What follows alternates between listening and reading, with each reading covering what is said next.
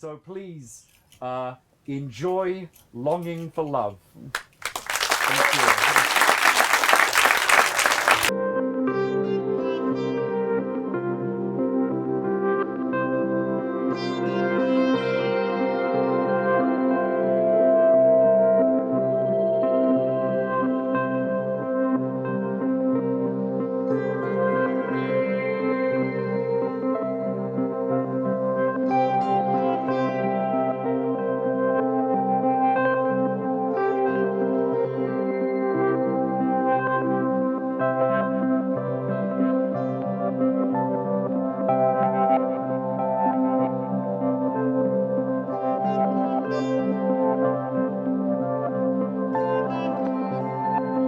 Remember, I said in our last meeting that we were going to try something new this week. So what I'm doing right now is perfuming your auras, just allowing the incense to reside in your aura.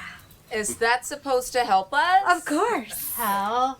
Well, Christine, your aura is the energy field that surrounds your body. It is the emotional energy that you produce. And if you're in a bad emotional state like you both are right now, it's going to smell bad. It needs perfume, so incense helps with that. I can't smell my aura. I can't smell my aura either. Well, Marianne and Christine, let me tell you, I can smell both of your auras and they stink. Can you smell your aura? Of course. My aura is very fragrant. Why do you think my parents named me Orchid? I thought it was because they were hippies that took too much acid. Well, my parents were very in touch with the spiritual energy side of life, and drugs did help with that. But remember, ladies, we are here to talk about your relationship problems. I'm just trying to open you both up. So let's take a deep cleansing breath in. Come on. Deep cleansing breath in. What's the matter? Too much incense. Okay. Well, I guess your auras are probably perfumed enough now. So let's move on to our rap session. So, Mary Ann, why don't you tell the group about your week? Well, it was an okay week, I guess. Go on. Well, mostly I just went to work, came home, usual routine. It's still pretty hard to get out, I know. It's okay, Marianne. We all support you. It's still pretty hard to get out, after the incident. Hey, I thought we weren't supposed to refer to our traumatic relationship experiences as incidents when in group. That's right, Christine. Marianne, why don't you try restating what you just said without using the word incident? Well, it's been really hard for me to get out, since the incident. Well, since I found out that my last boyfriend was really a married Episcopalian minister. Well, technically he wasn't a minister yet, but he was married. And he felt that he needed to come clean with me about who he really was and then break up with me. So then he would have a clean soul when he went out to minister to his flock and everything. Good, Marianne. That's very good that you can talk about it with such detail now. Keep going. But even though it's very hard for me to go out and do anything, since he, Father A, totally lied to me and betrayed me and dumped me and everything. But this week, I did go out. Once. I went to the Kopi Coffee House on Clark Street and had a large chai tea with steamed milk. And I did see this one guy who is kind of cute. And I waved at him. But he didn't see me. So he didn't wave back or anything. But that's what I did this week. Plus, I had 4 cleansing cries. Excellent, Marianne. That is just excellent. Going out, making an effort with the opposite sex. Totally okay that it didn't get acknowledged this time, mind you. It is the act of trying that counts. And 4 cleansing cries. Wow, Marianne, wow. That's very, very good work. Let's give all Marianne, a big round of applause for wonderful progress.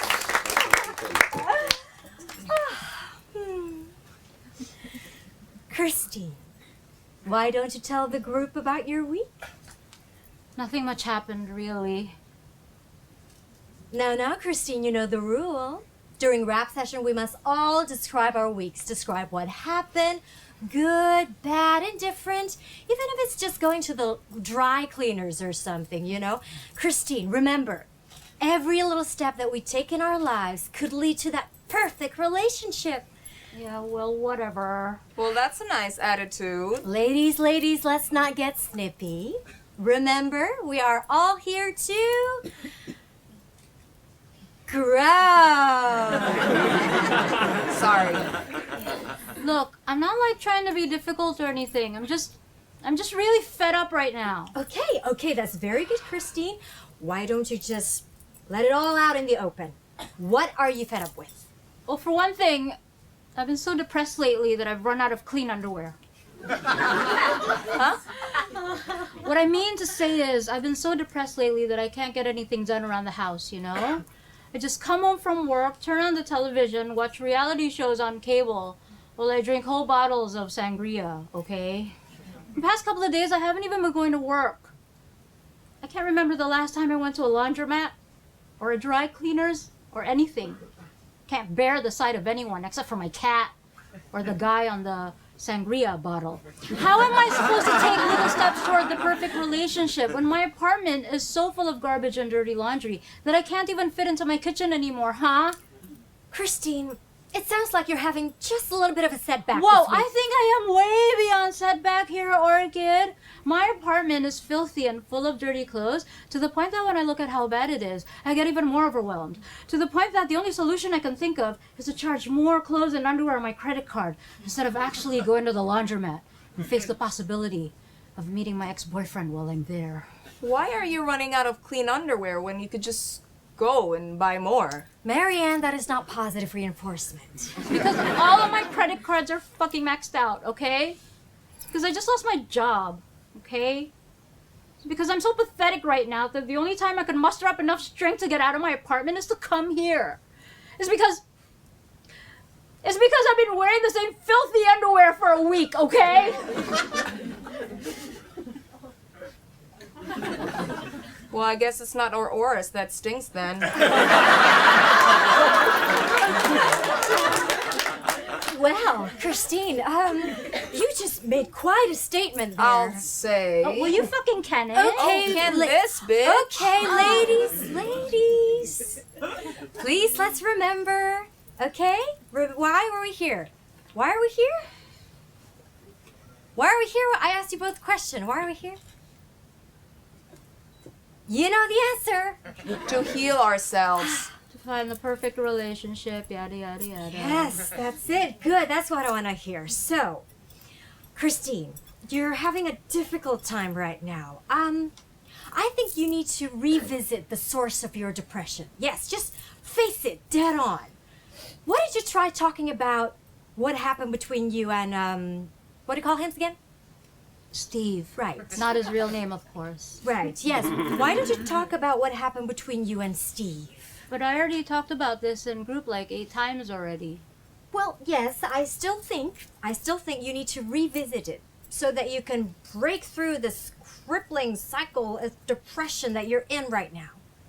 Yeah, and so you can get some new underwear.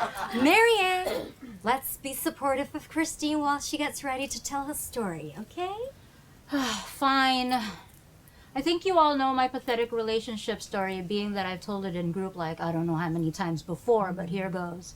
Steve and I met when I was in graduate school down in the University of Chicago. He was on faculty at the Divinity School specializing in biblical literature. No, he wasn't religious at all. He viewed the Bible as a historic document for analyzing the ancient world or something. Anyway, we got involved. We dated for like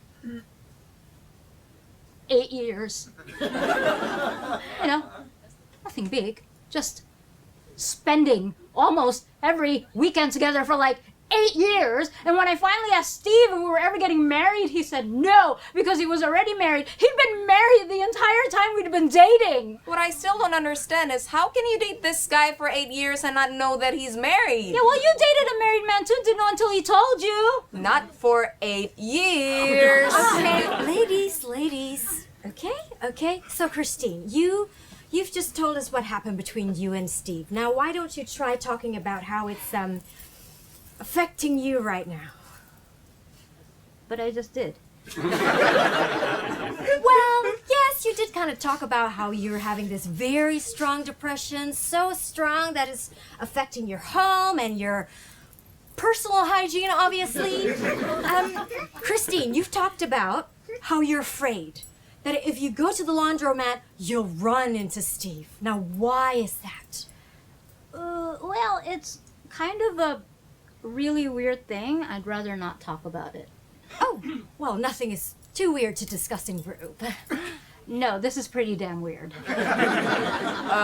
Weirder than not changing your underwear in a week? Will you shut the fuck up? Okay, ladies. Okay, why don't we just do some deep cleansing breaths just to clear the air a little, because I'm sensing a little conflict here. So, deep cleansing breath in. Come on, stand up. Okay. Deep cleansing breath in. Deep cleansing breath out. Can you burn some incense or something? I keep smelling Christine's underwear every time I breathe in. No. I think we all need to experience Christine's aura so that we can empathize with her situation, okay?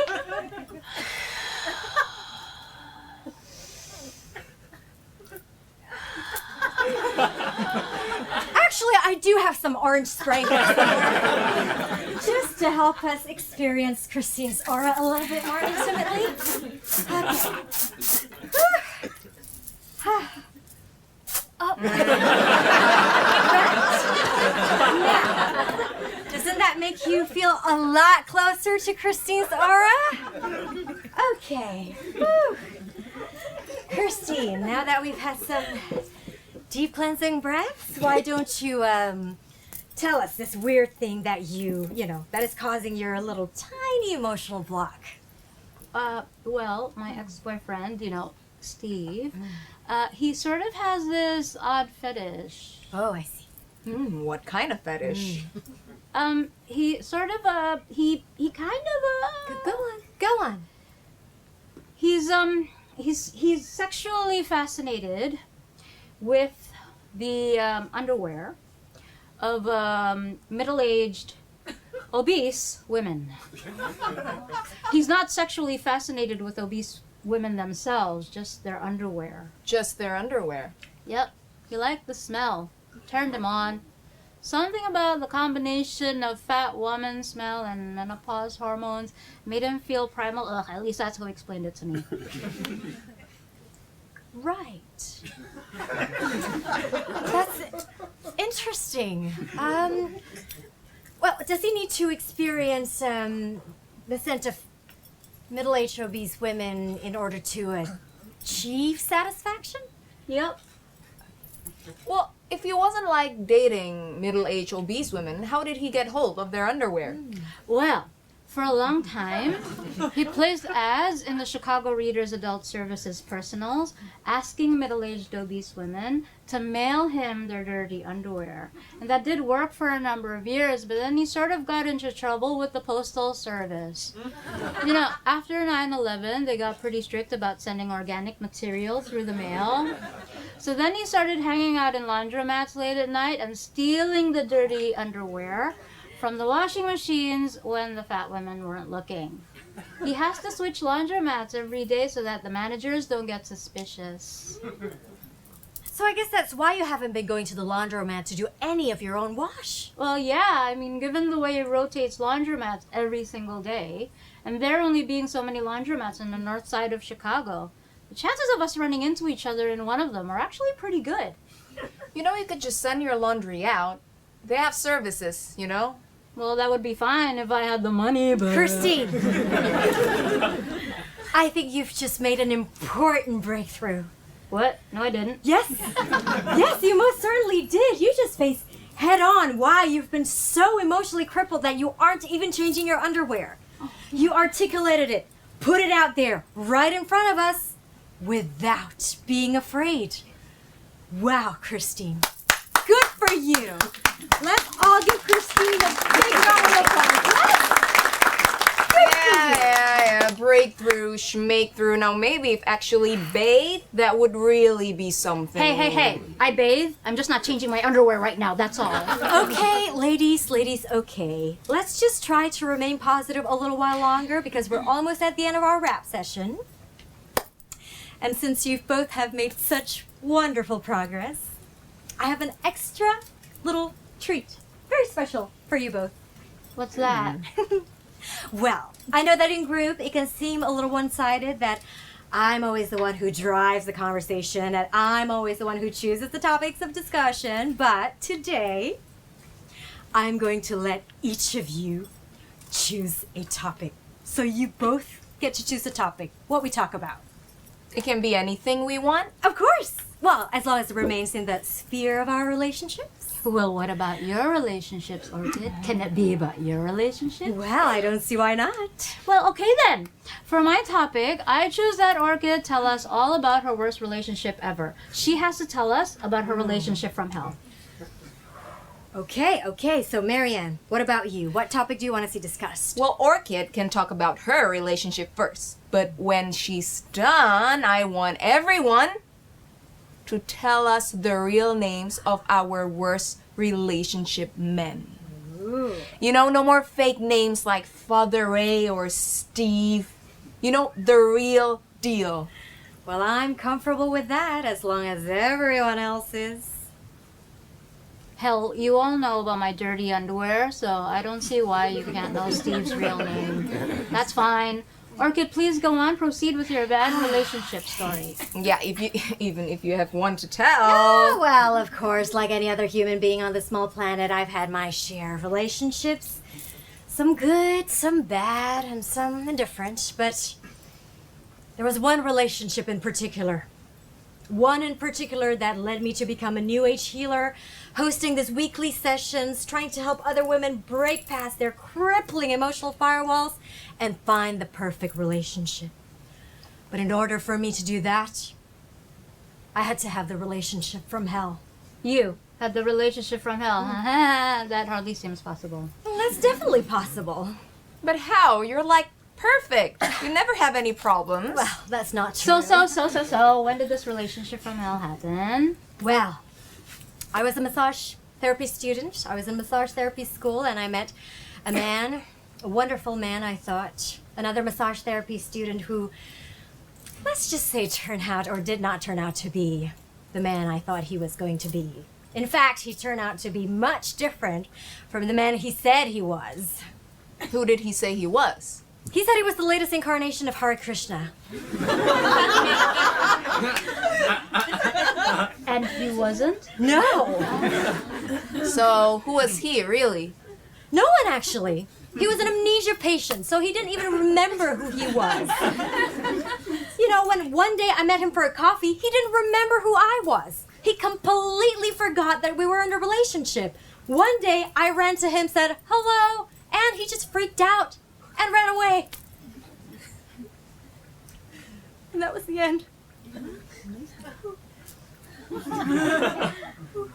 That's it. That's your relationship from hell. That's not a relationship from hell. That's nothing. That's like saying World War III broke out when you run out of coffee. That was very traumatic for me. It took me years to get past it. What the hell am I doing here telling you about my boyfriend's underwear fetish when all you've got for your boyfriend from hell is some sweet, innocent, little Hare Krishna amnesia victim? Geesh, it wasn't even his fault that he forgot who you were. Yeah, he forgot you because he had a disease. Our ex-boyfriends were really evil, manipulative, adulterous, liars, and yours just lost his memory. It might not seem like a lot to you, but it hurt me very badly. And I'm afraid I can't tell you his real name. since I never found out what his real name was. I just knew him as Hare Krishna Doe. Everybody has to give the real names of their boyfriends from hell. We all agree. Yeah, I guess you could just make up a real name for him. You don't make up a name that he might have had in real life or something. Okay, in compromise, why don't I tell you the real name of the absolutely wonderful man I'm with right now? Ugh, that's fine. Who's he? Well, he's a born-again Christian, but he's the liberal kind of born-again Christian. Not one of those kooky right-wing evangelist types, you know. He's very much into earth as God's temple. And his name is Reverend Dr. Evan Eagle. What? What did you say his name was? I said his name was Reverend Dr. Evan Eagle. Oh my god. Oh yeah, what is he, about 6'2"? Salt and pepper blondish hair, eyes blue eyes, wear dockers with hole in the left knee, Has a chip left incisor. scars on his right thigh, right below the groin. Loves pâté de foie gras. Yes, that's exactly him. What? Are you clairvoyant or something? Because you never said to me that you were clairvoyant before. The Reverend Dr. Evan Eagle was my relationship from hell. Mine too. You know, the married Episcopalian minister? Who was also supposedly the agnostic, married biblical scholar who liked to sniff old lady underwear. While at the same time being a New Age Christian who fucks New Age healers. Oh my god! The man gets around! Ugh, and to think that the Reverend Dr. Evan Eagle would want to get into your nasty pants, Marianne. Oh, look who's talking, little Miss Crusty Crotch. Oh, you...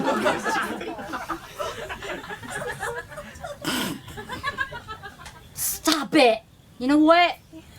Look, Marianne, we both slept with the same Bible-thumping fucker. So we might as well try to be friends. Truce? Yeah, truce. Orchid, you have to dump this guy right now. He's playing you like a cassette tape. Yeah, definitely. Dump the bastard. Before you turn into one of us. No. He's the Reverend Doctor, huh? He understands me completely. He knows me better than anyone ever has. He knows me better than I know myself. He's The perfect relationship. The perfect man. Yes. Don't you see? I took little steps and found the perfect relationship. Have you ever considered going into group therapy? Yeah, because I know this great New Age healer lady. New Age healer, my ass. Christine, why don't you and we go to Big Chicks and get wasted on Mai Tais? My treat. And we can get you some new underwear on the way there. Okay, I am so in. Let's go. Let's go. Where is this Big Chicks anyway? Somewhere down. What are my ties? Oh God, it's so sweet, Mother Goddess. My aura stinks.